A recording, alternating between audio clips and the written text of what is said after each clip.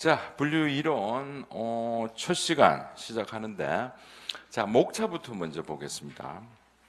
자, 목차에 보시게 되면요, 여기 비중이 있을 거 아니야, 그지? 제일 높은 비중과 제일 낮은 비중, 요거를 한번 보는데, 자, 제일 먼저 우리 분류에 있어서 가장 중요한 게 KDC입니다. KDC는 100% 나오겠죠? KDC가 안 나오는 것은 분류가 아닙니다. 자, 그래서 어느 정도 비중이 높으냐? 우리 지방직 같은 경우는 KDC하고 DDC가 10문제 중에 몇 문제 나올까요? 최고 6문제 이상 나옵니다.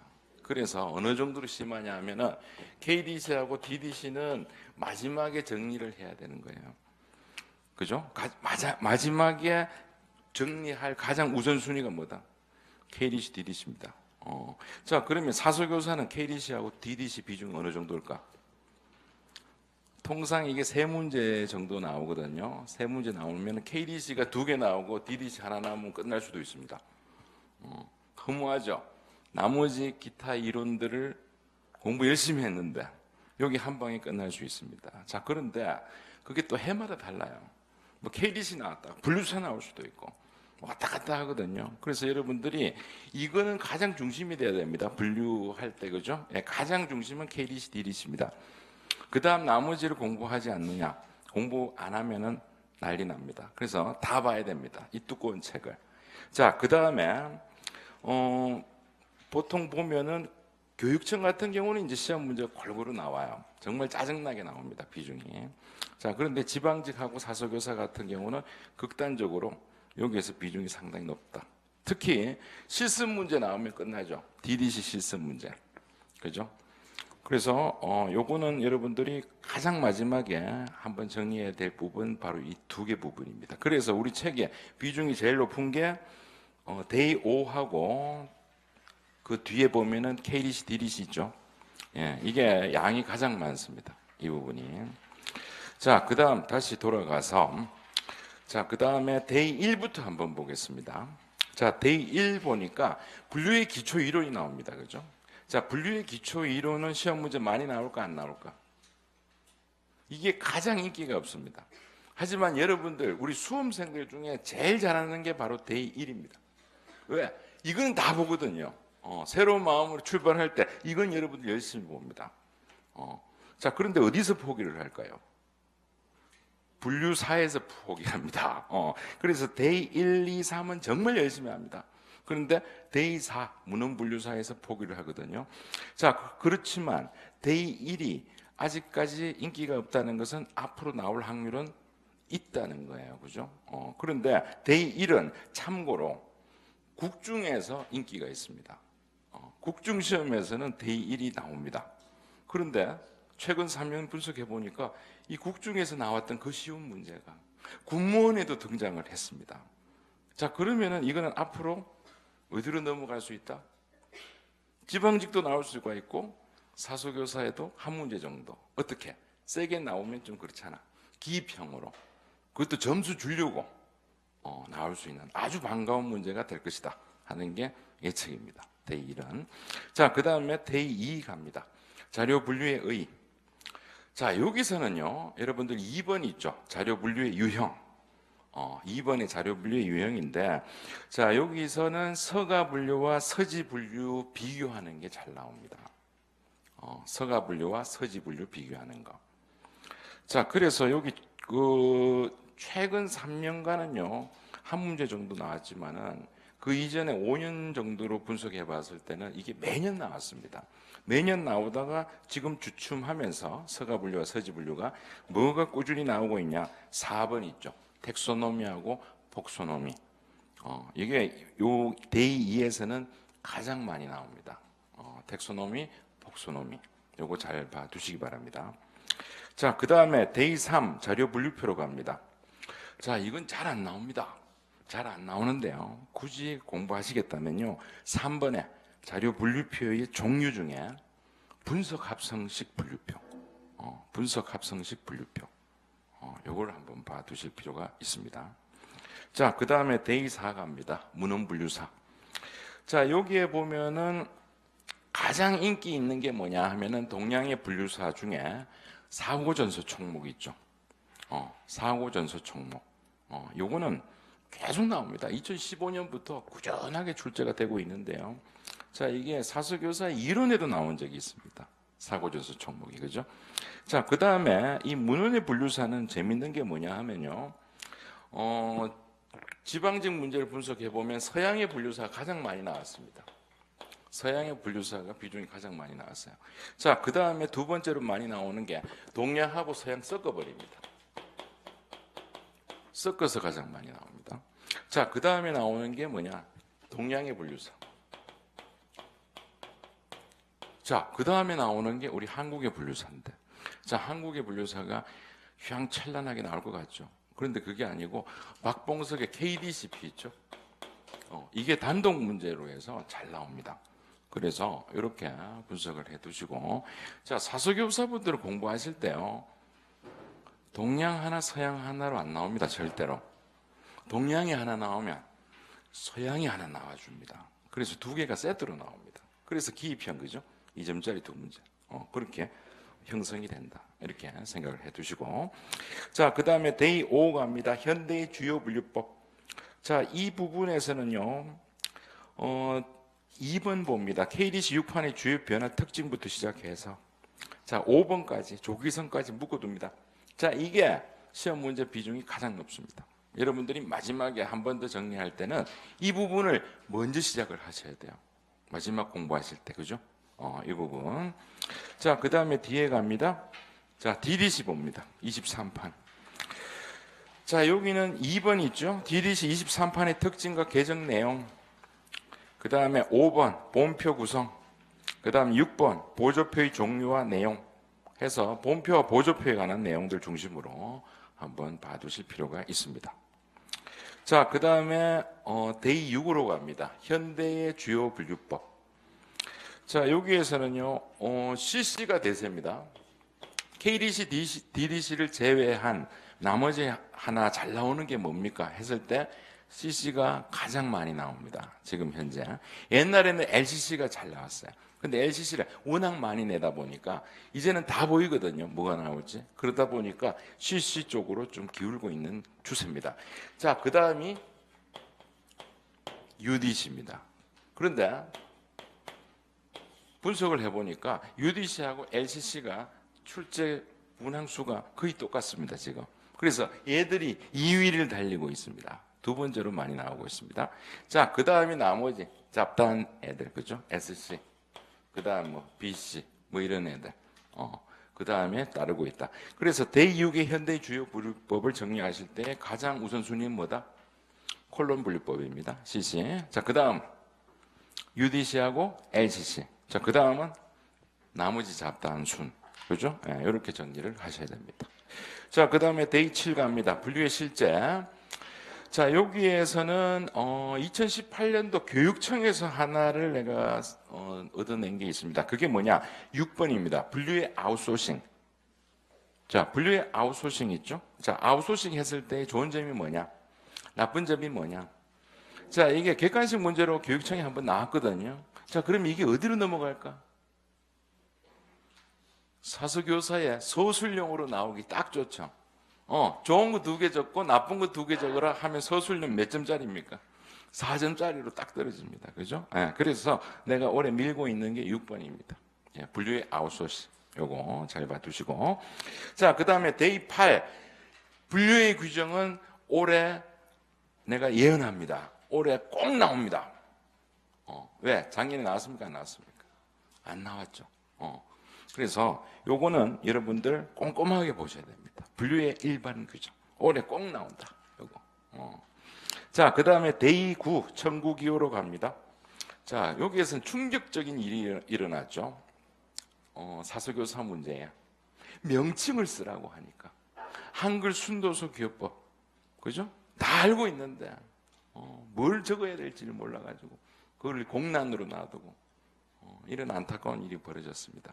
자, 그래서 명칭부터, 그죠? 정확하게 우리가 알고 넘어가는 그런 습관을 들여야 된다. 그죠? 자, 그러면 4번의 저자기호법 중에는 시험 문제는 크게 두 축입니다. 자, 지방직을 분석해도 그렇고 교육청 문제를 분석해도 그렇고 사서교사를 분석해도 그렇고 항상 두 축입니다. 자, 두 축이라고 하는 거는 이재철 아까 한글 순도수 기업법 5표 있잖아요. 그죠? 예, 그거 갖고 있는 저자기업표 실습하는 거 하나. 자, 그 다음 또 하나는 뭘까?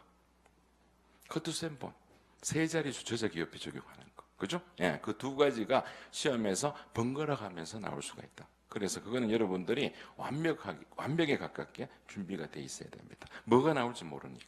그지? 자, 그 다음 마지막, 대20 배가법. 내가 10년을 강의했거든요. 한 번도 나온 적이 없는 게 바로 이 배가법입니다. 근데 이 배가법은요, 시험 문제 낸다면요, 4번 아니면 5번이 정답이에요. 자, 그럼 사수교사분들 어떨까? 이거 내놓고 이 배가법의 명칭을 적어라. 그죠? 나올 수 있죠. 2점짜리 하나 나올 수 있습니다. 그래서 이거는 뭐 큰 문제가 없으니까 마지막에 한번 정리하는 차원에서 그죠? 한 번만 들으면 다 풀 수 있을 정도입니다. 예, 그 정도로 해서 정리가 끝났습니다. 자, 정리를 끝나니까 목차 분석해 보니까 별 거 없죠. 야, 이건 뭐 내가 만점 나올 것 같고 지금 기분이 그런데 실제로 이제 수업에 들어가 보면은 엄청나게 많은 양의 내용들이 나옵니다. 자, 그래서 그거를 우리가 하나하나씩 분석을 해보겠습니다. 자, 그러면은 뒷장으로 넘어가서 자, 데이 1 분류의 기초 이론부터 한번 시작을 해보겠습니다. 자, 페이지로는 5페이지입니다. 자, 5페이지예요. 자, 5페이지에 있는 내용을 보겠습니다. 자, 분류의 기초 이론. 자, 1. 개념부터 우리가 한번 보겠습니다. 자, 개념은요, 뭐 다 보실 필요가 없고, 자, 위에서 네 번째 줄 갑니다. 자, 개념이 언어에 의해서 표현된 것, 이게 뭐다? 명사입니다. 자, 그래서 개념이 명사화됨으로써 그 뜻이 명확하게 확고하게 고정이 됩니다. 자, 그래서 우리가 하나를 예를 들어 보겠습니다. 자, 이게 하나 있습니다. 자, 이거는 아직 이름이 부여되기 전입니다. 그래서 이걸 우리가 뭐라고 하냐면 하나의 물체를 우리가 대상이라고 얘기합니다. 자, 그러면은 이 대상을 가지고 여러분들이 보니까 자, 쌤 이걸 딱 보니까 이건 뭐에 쓰는 것 같아요? 먹는 데 쓰는 거고. 자, 쌤은 이걸 딱 보니까 뭐 하는 것 같아요? 먹는 거 말고 좀 다른 거 해봅시다. 또 소리 낼 때 쓰는 거. 마이크 말고 이거 숟가락 같은 건데. 자, 먹는 데 쓰는 거, 그지? 야, 먹는 거. 자, 또 그 다음에 이걸 뭐 해요? 아하, 이게 또 수업 안 된다. 자, 먹는 거부터 해갖고 이걸 뭐 음식을 먹는다. 그죠? 그 다음에 밥을 먹는 거야. 그죠? 이걸 갖고 밥을 먹고 또 반찬을 먹고 다 하는 거예요. 그죠? 자, 그래서 이 각각의 생각들, 이런 것들을 우리가 뭐라고 한다? 관념이라고 얘기합니다. 각 개인의 개개의 생각들을 우리가 관념이라고 얘기를 합니다. 자, 그런데 이걸 다 일반화를 해버립니다. 자, 관념을 일반화를 합니다. 그럼 저 숟가락이라고 하는 것은 결국은 뭐 하는 거다? 밥 먹는 거잖아요. 그죠? 예, 그리고 음식을 먹는 도구입니다. 그죠? 예, 그래서 그게 음식을 먹는 거라고 인식하는 거, 그걸 뭐라고 한다? 개념이라고 하는 거예요. 그래서 이러한 주관적인 관념들이 모여서 하나의 일반화가 되면 뭐가 된다? 개념이 됩니다. 자, 그래서 이 개념에 우리는 뭔가를 부여해야 됩니다. 말로. 그러면 얘가 뭐가 됩니까? 숟가락이 되는 거잖아. 숟가락이 되니까 얘는 명사가 된다는 거예요. 그래서 이게 그 내용이 되겠습니다. 자, 박스 표시 한번 보세요. 자, 대상이 있습니다. 박스에, 그죠? 자, 대상, 숟가락이 있었습니다.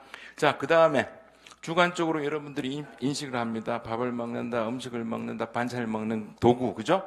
자, 그런 것들을 우리가 관념이라고 하고. 자, 그게 일반화가 되니까 뭐가 된다? 개념이 되고. 자, 그래서 그 개념을 우리가 말로 표현하겠다 하니까 뭐가 돼버립니까? 명사가 돼버리는 거예요. 그죠? 예, 그래서 여기에 우리가 분류를 할 때 제일 중요한 게 뭐다? 개념이라는 겁니다. 그죠? 예, 개념과 명사다 하는 거 그거 봐두시고. 자, 그러면은 그 박스 표시 바로 밑에 봅니다. 자, 개념은 대상의 본질, 의미에 대한 인식적 단위입니다. 자, 그래서 예문 봅니다. 물고기의 이 형태는 개념에 해당하고 거기에 이름을 부여하면은 뭐가 된다? 명사가 된다는 거예요. 그죠? 예, 그래서 여기서 키워드는 개념과 명사다라는 거예요. 그죠? 그래서 개념에다 동그라미 하고 명사에다가 동그라미 하나 해 두시면 됩니다. 자, 그러면은 밑에 점을 갑니다. 자, 상대적 가변 개념이 뭐냐? 자, 우리가 위에 있는, 즉, 포섭할 수 있는 개념을 유개념이라고 한다면, 종개념은 나누어진 개념입니다. 그죠? 자, 그래서 우리가 보통 보면은, 위에 있는 거는 유개념이에요. 밑에 있는 개념은 뭐다? 종개념입니다. 그죠? 예, 그래서 유개념과 종개념, 요걸 잘 기억을 해 두시기 바랍니다. 자, 이 유개념과 종개념은요, 우리 어디에서 나옵니까? KDC에도 나옵니다. 그죠? 예, 만약에 400이 있습니다. 400이 유개념이죠. 그럼 밑에 410과 420은 뭐가 됩니까? 거기에 대한 종개념이 되는 거죠. 그죠? 예, 그래서 이런 식으로 이해를 하시면 됩니다. 그래서 유개념과 종개념이 있는데 이 개념은 고정적인 것이 아니고 상대적으로 관계가 달라집니다. 자, 이게 무슨 말이냐? 자, 얘가 있습니다. 얘는 얘에 비해서 뭡니까? 종개념이죠. 자, 그러면 얘가 또 나누어져요. 나누어지면은 얘는 뭘로 둔갑한다? 유개념으로 둔갑해 버리는 겁니다. 그래서 개념은 상대적 가변성을 지린다. 이렇게 이해를 하시면 돼요. 자, 그러면 밑에 개념 한번 봅니다. 자, 박스 표시. 자, 관념은 심리적 측면 해서 아까 내가 객관적이라고 했습니까? 주관적이라고 했습니까? 주관적이다라고 했잖아요. 그죠? 자, 그럼 개념은 객관적이다. 이렇게 이해를 하시면 되는 겁니다. 그래서 여기서는 뭐 큰 어려움은 없죠. 자, 제일 중요한 키워드는 뭐다? 개념과 명사입니다. 그죠? 그 다음 유개념과 종개념이 있는데, 자, 개념은 뭐다? 상대적 가변성을 지닌다. 이렇게 이해하시면 돼요. 자, 그 다음 페이지로 갑니다. 6페이지. 자, 제일 위 박스 표시로 갑니다. 자, 유개념과 종개념의 상대적 개념을 한번 보겠습니다. 자, 사례 갑니다. 자, 생물은 무슨 개념? 유개념. 자, 밑에 있는 식물과 동물은 종개념이죠. 자, 그러면은 그 밑으로 갑니다. 자, 식물에 대해서 그 밑에 있는 단자역 식물은 뭐가 된다? 종개념이 되잖아. 그죠? 예, 그래서 이게 뭐다? 상대적 가변성을 지닌다. 이렇게 이해를 하시면 되겠습니다. 자, 그리고 그 다음에 그 박스 표시 바로 밑에 점을 갑니다. 자, 종차가 나옵니다. 자, 종차라는 개념을 한번 보겠습니다. 자, 특정한 유개념에 포섭되는 여러 종개념 간의 독특한 속성을 뭐라고 한다? 종차라고 얘기합니다. 즉, 종차는 동의 개념 간의 분별 요소인 뭐에 해당합니까? 분류 원리에 해당한다 하는 거 그거 봐두시고. 자, 그러면 예를 들면요, 우리가 동물이라는 유개념이 있습니다. 자, 동물 아래에는 척추와 무척추 동물이 있습니다. 자, 그러면 이 종차는 뭡니까? 척추가 있다 없다 이 차이. 그죠? 그래서 척추의 유무를 우리는 뭐라고 합니까? 종차라고 얘기를 합니다. 그래서 이런 것들 종차 요거 가려놓고 뭐냐 물을 수 있겠지. 그래서 종차 같은 경우도 알고 있어야 됩니다. 자, 종차는 분류 원리입니다. 분류 원리다. 이렇게 알아두시고. 자, 그 다음 밑에 갑니다. 자, 유 개념과 종 개념은 포섭의 상하 관계에서 다음과 같이 나눌 수가 있다 해서, 자, 1번 유 개념은 위에 있잖아. 그래서 이건 우리가 상위 개념이라고 합니다. 자, 종 개념은 밑에 있으니까 무슨 개념? 하위 개념. 여러분 너무 쉽죠? 자, 그 다음 2번 같은 계열, 동의 계열의 개념을 뭐라고 한다? 동의 개념이라고 한다. 그죠? 이런 것들 너무 쉽고. 자, 3번 갑니다. 자, 가장 위에 있는 것을 뭐라고 한다? 바로 상위에 있는 건 뭐라고 한다? 최근 유. 자, 그 다음에 바로 아래에 있는 것은 최근 종입니다. 그죠? 그래서 유냐 종이냐 그 차이만 잘 생각하시면 돼요. 자, 그 다음에 4번. 자, 여기 나오네. 자, 가장 위에 있는 개념 유. 최상 유. 맞죠? 그죠? 그 다음 가장 아래에 있는 종 개념 최하 종입니다. 자, 그래서 여러분들 최하유라는 말이 있습니까? 없습니까? 없죠? 최하는 종만 존재합니다. 최상 유 이렇게 알아두시면 돼요. 자, 그러면은 밑에 박스 표시에 가서 다시 한번 정리를 해보겠습니다. 자, 최상유는 우리가 다른 말로 유개념 혹은 상위 개념, 그 다음에 고급 개념이라고도 합니다. 여러 가지 용어가 사용되죠. 자, 그 다음에 밑에 A, B 봅니다. 자, 얘는 동위 개념이라고 하지만 동급 개념이라고도 합니다. 맞죠? 자, 제일 밑에 봅니다. 얘들은 무슨 개념? 최종 개념이라고 얘기를 합니다. 그럼 별 어려운 건 없잖아요. 그죠? 예. 유와 종의 관계만 알면 거기다 갖다 붙이면 끝나는 겁니다. 자, 그 다음에 7페이지로 가서 자, 개념의 종류를 한번 보겠습니다. 자, 이거는 두 개를 서로 비교하면서 보시는 겁니다. 자, 제일 위로 갑니다.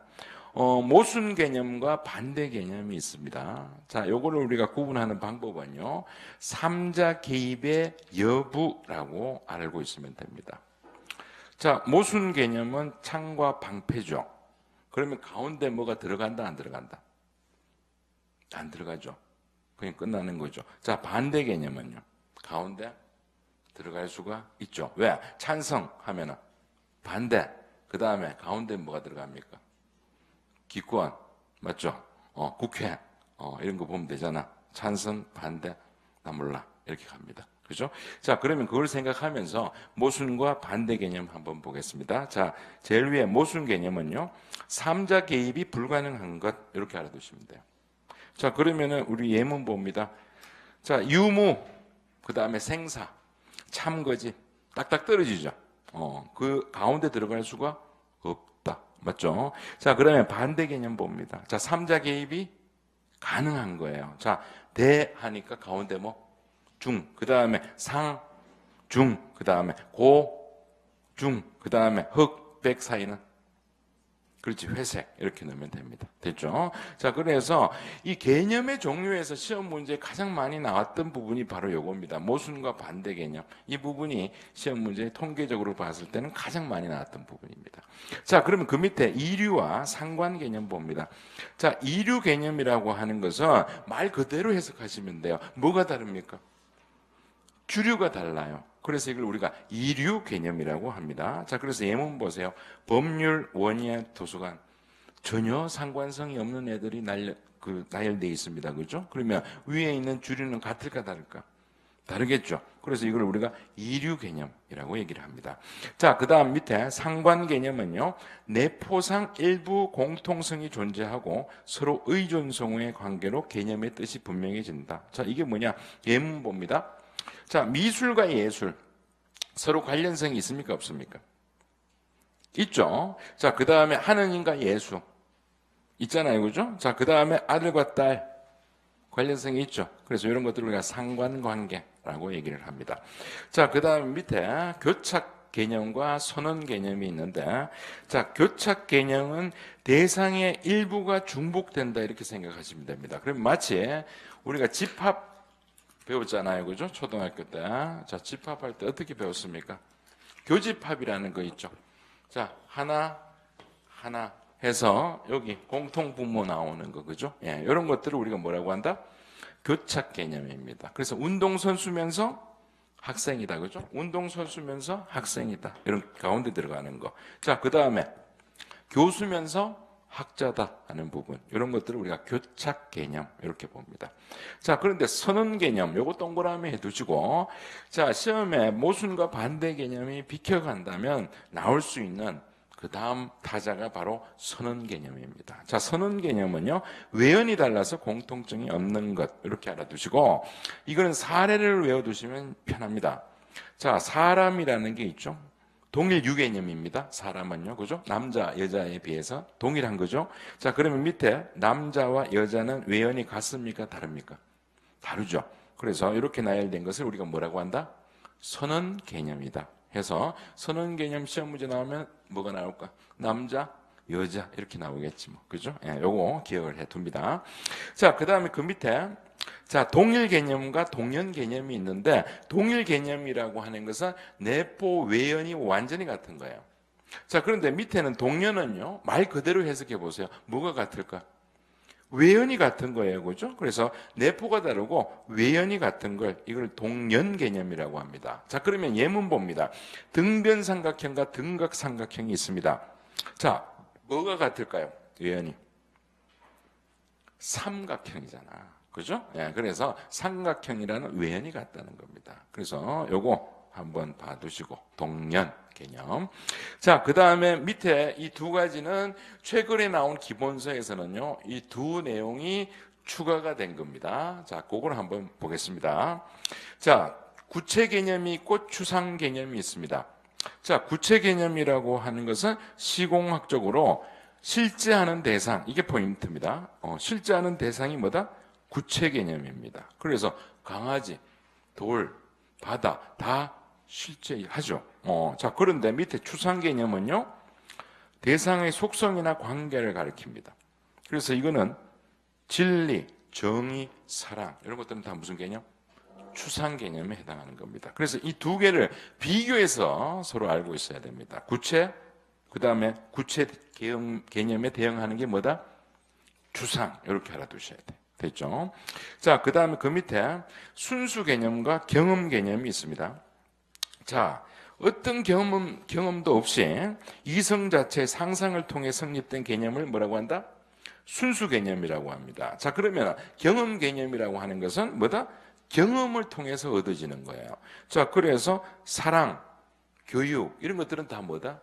경험을 통해서 얻어지잖아요. 그래서 경험 개념이라고 합니다. 시간, 공간, 신 이런 것들은 순수 개념이죠. 자, 그러면은 쌤, 아까 우리 했던 거 있죠. 자, 사랑이라는 게 여기 총 2번이 나왔습니다. 자, 사랑은 위에서 봤을 때 무슨 개념이다? 추상 개념이면서 여기 봤을 때는 무슨 개념입니까? 경험 개념이에요. 그죠? 네, 이런 식으로 나열할 수도 있다는 거예요. 문제가. 자, 그거 봐둡니다. 자, 그 다음 넘어갑니다. 8페이지.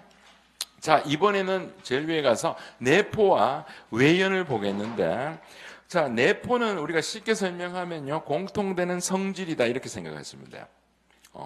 시험 문제 나오면 그냥 이건 공통되는 성질이야 이렇게 생각하고, 자, 외연이 나오면은 범위다 이렇게 생각하면 됩니다. 자, 내포는 뭐다? 성질, 외연은 범위 이렇게 외워둡니다. 자, 그러면 일반적으로 첫 번째 줄로 봅니다. 일반적 개념에서 자, 명석과 판명해야 된다라고 나옵니다. 자, 명석하려면은 구분과 분류가 필요하고요. 판명이라고 하면은 정의가 필요한 겁니다. 자, 그럼 밑에 한번 보겠습니다. 자, 어떤 개념을 다른 개념과 충분히 구별할 수 있을 때 이를 뭐라고 한다?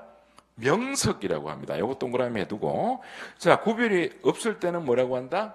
애매하다라고 얘기합니다. 그래서 애매하다가 동그라미 합니다. 그래서 명석은 애매와 같이 따라가는 관계입니다. 자, 그러면 그 밑에 봅니다. 자, 구분과 분류는 명석하기 위해서 필요하다는 거예요. 그거. 자, 그 다음에 개념을 이루는 요소인 의미가 분명하면 우리가 뭐 낫다 그래요? 판명 낫다 그러잖아. 그래서 판명에다가 동그라미. 자, 분명하지 못한 걸 뭐라고 한다? 혼란스럽다라고 얘기하잖아요. 그래서 혼란에다가 동그라미 합니다. 자, 그래서 정의는 이와 같이 개념의 내용을 판명하기 위해서 필요하다 해서 정의 동그라미 합니다. 자, 그래서 판명이 시험 문제가 나오면 우리가 뭐가 떠올라야 된다? 정의가 떠올라야 됩니다. 그죠? 자, 그 다음에 명석이 나오면 구분과 분류가 생각이 나야 됩니다. 그죠? 예, 그거 알아두시고. 자, 그 다음에 그 네 번째 문단으로 갑니다. 자, 개념은 내포와 외연이라는 양면성을 가지고 있는데, 자, 모든 우리가 봤던 개념들은요, 전부 다 뭐와 뭘로 이루어진다? 내포, 외연으로 이루어집니다. 그죠? 자, 그러면은 밑에 내포란 뭐다? 공통되는 성질 봐두시면 되겠죠. 그 다음에 그 밑에 보면은 내포는 개념의 깊이입니다. 그죠? 그 다음에 외연은 개념의 넓이입니다. 자, 요거 블랭크 할 수가 있죠. 내포에다가 블랭크 하고 외연에다가 블랭크 할 수 있습니다. 자, 그러면 개념의 깊이는 내포를 생각해야 되고 넓이는 범위잖아. 그래서 외연이 생각나야 된다는 거예요. 됐죠? 자, 그 다음 그 바로 밑에 줄 봅니다. 자, 특징이나 성질이 나오면 또 뭐가 생각나야 된다? 내포가 생각나야죠. 자, 그러면은 범위, 양 이렇게 나오면 외연이 생각나야 됩니다. 자, 그러면 좀 더 이해를 하기 위해서 그 밑에 박스 표시 한번 보겠습니다. 자, 사람을 가지고 설명을 해보겠습니다. 자, 사람이 있는데 생명력을 가지고 있어요. 그 다음에 이성을 지니고 있습니다. 자, 그럼 이거는 내포입니까? 외연입니까? 성질. 내포죠, 그죠? 자, 그런데 그 밑에 봅니다. 자, 황인종, 흑인종, 백인종까지 딱 나눴다. 하면 이건 뭐다? 범위가 생각나야죠. 범위니까 이건 외연에 해당하는 겁니다. 그죠? 자, 그 다음에 유아부터 시작해서 노년까지로 구분했다. 그럼 이거는 뭘까? 이것도 역시 외연이죠. 자, 그래서 여러분들이 별거 아닙니다. 자, 내포는 성질 생각하시면 되고, 외연은요, 범위 생각하시면 돼요. 그럼 쉽게 구분할 수 있잖아. 그죠? 자, 그 다음에 그 박스 표시 바로 밑에 봅니다. 자, 내포와 외연은요, 서로 반비례 관계입니다. 그래서 한쪽이 증가하면, 내포가 증가하면 외연은 감소합니다. 그러면 외연이 증가하면요, 내포가 감소합니다. 그래서 얘들은 다 반비례 관계로 이루어진다. 이렇게 생각하시면 되겠고. 자, 그 다음에 예문 가서 두 번째 박스 표시. 자, 생물의 내포는 생명력이 있는 거예요. 그죠? 자, 외연은요, 동물, 식물, 이렇게 범위를 나타냈습니다. 됐죠? 자, 그 다음에 그 밑에 갑니다. 자, 동물, 식물이 있는데, 동물의 내포는 생명력이 있고 움직일 수 있는 겁니다. 자, 그러면 동물의 외연은 척추하고 무척추 동물로 나누는 거예요. 됐죠? 그죠? 자, 그래서 그 박스 표시에서 그 바로 밑에 줄 봅니다. 자, 외연이 감소하게 되는 것은 그 개념이 구체화되는 과정이기 때문에, 자, 이걸 우리가 뭐라고 한다? 한정 특수화라고 얘기하고, 반대로 개념의 외연이 증가하고 내포가 감소합니다. 그럼 이걸 개괄, 일반화라고 얘기를 합니다. 여기까지 딱 해보니까 어때요? 시험 문제 나올 거 꽤 있죠? 블랭크에서 키워드 집어넣는 문제로서는 아주 좋은 내용들입니다. 내가 만약에 출제한다면 여기만 해도 엄청 낼 수 있을 것 같아요. 이 부분만 해도. 그죠? 자, 그러면 명석 낼 수 있죠? 애매 낼 수 있잖아? 그 다음에 혼란, 판명, 정의, 내포, 외연, 무진장 낼 수 있습니다. 이 부분은요. 자, 그 다음에 제일 밑에서 두 번째 줄 봅니다. 자, 한정이라고 하는 것은 유에서 종으로 분석하는 거. 그 다음에 개괄이라고 하는 것은 여러 종 개념을 모아서 일반적인 뭐다? 유 개념을 이루는 거. 이렇게 가는 겁니다. 그래서 한정과 개괄이라는 용어도 있더라 하는 거 봐두시고. 자, 그 다음 페이지로 가서 제일 위에 갑니다. 박스 표시.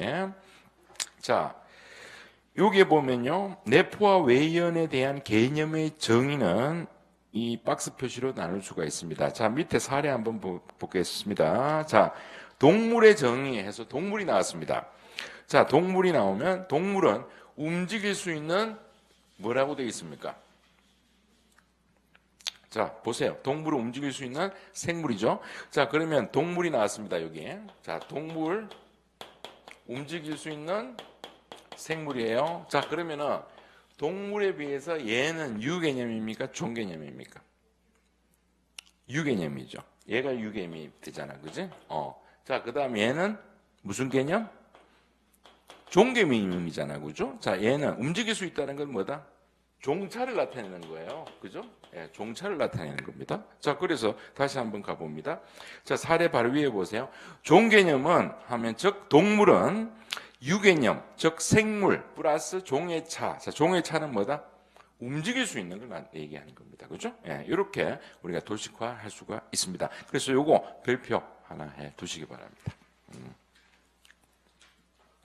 자, 그 다음에 우리가 구분하고 분류라는 용어를 사용합니다. 자, 구분, 분류라고 하는 용어를 사용하는데, 구분은 위에서 밑으로 나누는 겁니다.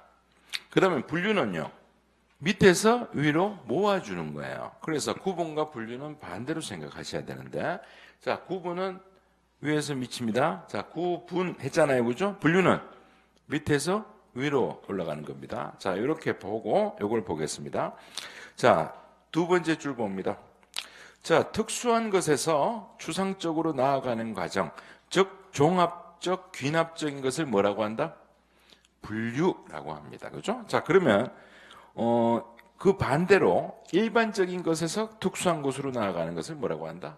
분석, 연역적인 것 방법을 구분이라고 합니다. 그죠? 예, 그래서 요 두 개를 나누어서 여러분들이 알고 있어야 된다는 거예요. 자, 그 다음 문단으로 갑니다. 자, 분류란 상승에 의한 종합적인 방법으로 최고의 유개념에 도달하는 것. 요걸 얘기하고. 자, 구분은 그러면 반대겠죠. 그러면 하강에 의한 방법입니다. 그죠? 하강에 의해서 분석하는 방법으로 최저의 종개념에 도달하는 겁니다. 그래서 분류와 구분을 나눈다면 두 개는 서로 반대로 생각하시면 되고, 자, 그러면은 이거를 박스 표시로 한번 정리를 했습니다. 자, 박스 표시 한번 봅니다. 자, 구분이라고 하는 것은 내가 칠판에 적었잖아요. 구분이잖아. 자, 구는 위에서 밑으로 나눈다 그랬죠? 분류는 밑에서 위로 모아주는 거예요. 그죠? 자, 그러면은 봅니다. 자, 구분 봅니다. 자, 상위의 유개념에서 하위의 뭐다? 종개념으로 세분하는 거. 그죠? 예, 그래서 이걸 우리가 분석, 연역, 하강 같이 따라 붙습니다. 자, 그런데 분류라고 하는 것은 반대죠. 최고의 유개념에 도달하는 겁니다. 자, 그래서 이걸 세 가지 세트입니다. 종합, 귀납, 뭐다? 상승입니다. 그죠? 예, 그래서 옛날 문제에서는요, 옛날에는 요게 한번 나왔습니다. 구분과 분류해서 박스 표시에 모아놓고 다음 중 구분에 해당하는 용어를 모두 골라라. 혹은 뭐 분류에 해당하는 것을 모두 골라라. 이런 식으로 나오거든. 그지? 예, 그래서 요거 구분과 분류 한번 잘 봐둡니다. 요것도 별표 하나 해둡니다. 자, 그 다음 밑에는 구분의 3요소라고도 하고 분류의 3요소라고도 해요. 자, 이거는 쉽습니다. 쉽지만 시험 문제 잘 나오는 부분이에요. 이 부분은요. 자, 1번 우리 P자라는 글자가 나옵니다. 자, P구분체 할 때 P라는 글자가 나오면 얘는 대상이다라고 해석하셔야 돼요. 이건 분류의 뒤에 가면 또 나옵니다. P전자 나오면 P가 뭐다?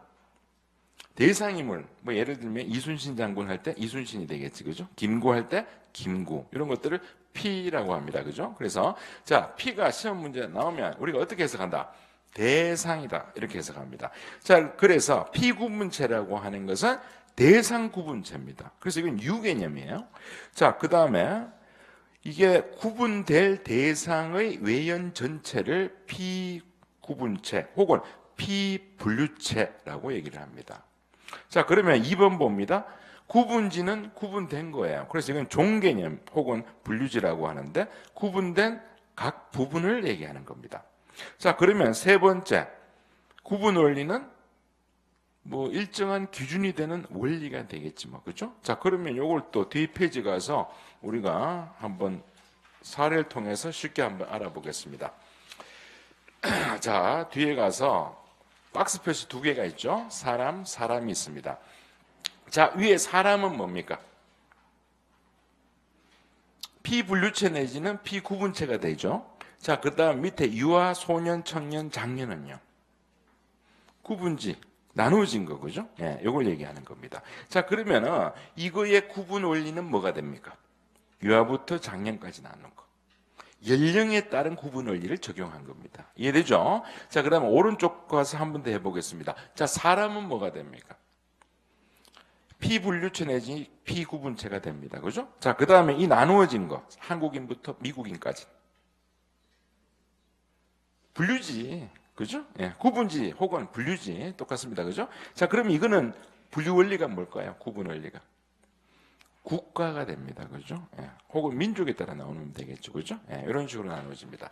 자, 그러면요. 위에 우리 이 사례 두 가지를 보니까 뭔가를 느껴야 됩니다.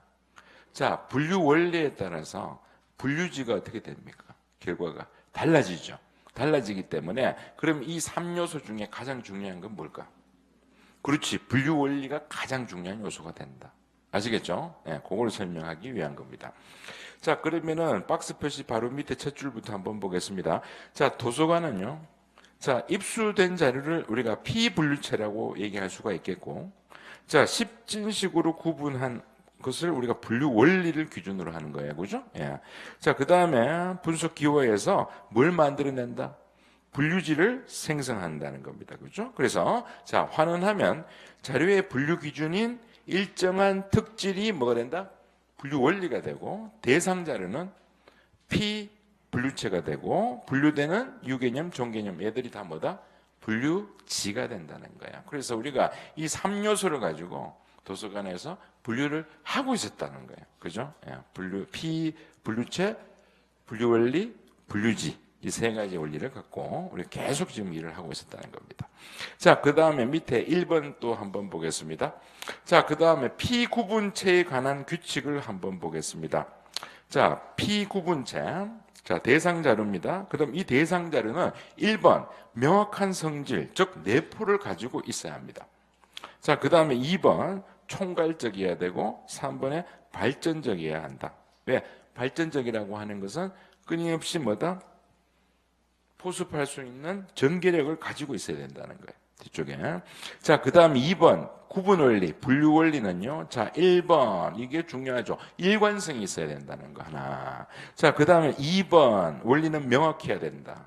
그 다음에 3번 목적과 흥미에 따라 적합하게 결정돼야 된다. 이걸 우리가 합목적성의 원리라고 얘기를 합니다. 이 부분. 그래서 이 세 가지는 구분 원리의 규칙이다. 자, 그 다음에 3번 가서 구분지에 관한 규칙 해서 자, 1번 봅니다.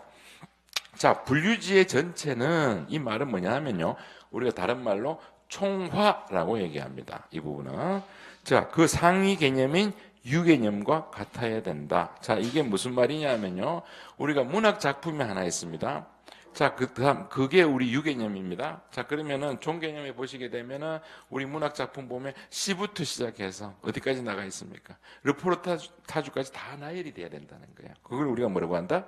분류지 전체의 망라성의 원칙이다라고 얘기를 합니다. 이 부분을.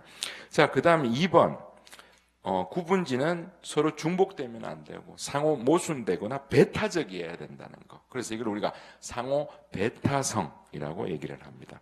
자, 그 다음에 3번 가서 자, 구분의 배열은 상위의 유의 성질에 의해야 되기 때문에 점진적으로 최상위의 개념에 의해서 종까지 점차 내려가야 합니다. 그래서 절대로 비약이 있으면 안 되는 거. 이걸 우리가 점진성의 원리라고 합니다. 그래서 우리가 행정구역 보시면요. 자, 시부터 시작해서 그 다음에 군, 구, 그죠? 면, 동에서 점차 내려가잖아요. 그죠? 예, 이런 것들을 우리가 점진성의 원칙이다라고 얘기를 합니다. 자, 그래서 구분지의 원칙을 정리합니다. 자, 구분지는 전체가 다 나열이 되어 있는 거. 그걸 뭐라고 한다? 망라성이라고 합니다. 그죠? 자, 그 다음에 두 번째, 서로 중첩되거나 중복이 되면 안 돼요. 그걸 뭐라고 한다? 상호 배타성. 그죠? 자, 그 다음 세 번째, 최고의 유에서 최저의 종까지 나가는 거. 순서대로 나가는 거. 이걸 뭐라고 한다? 점진성의 원칙. 그죠? 예, 이 세 가지 정도는 여러분 기본적으로 알고 있어야 됩니다. 자, 그 다음 마지막. 구분지의 수에 따라서 다음과 같이 나눌 수가 있다 해서 11페이지. 자, 1번 이분법 봅니다. 자, 이분법으로 나누는 것은 뭐 쉽죠. 생물이냐 무생물이냐 혹은 척추동물이냐 무척추동물이냐, 사람으로 보면 남자냐 여자냐 이렇게 나누는 걸 우리가 이분법이라고 하죠. 자, 그 다음에 3분법은 상중하 대중소 보통 이렇게 나누는 거. 자, 4분법은 동서남북, 추나추동. 그 다음에 우리 그 분류사에 가면 배울 건데 가벌병장, 그 다음에 경사자지 뭐 이렇게 나누는 거겠죠, 그죠? 자, 그 다음 다분법은 오늘날의 현대 분류법을 얘기합니다, 그죠? 예, 그걸 다분법입니다. 자, 그러면 여러분들이 여기서 2분법, 3분법, 4분법, 다분법 나누는 기준은 뭡니까? 분류지의 수에 따라 나누는 거예요, 그죠? 예, 그래서 자.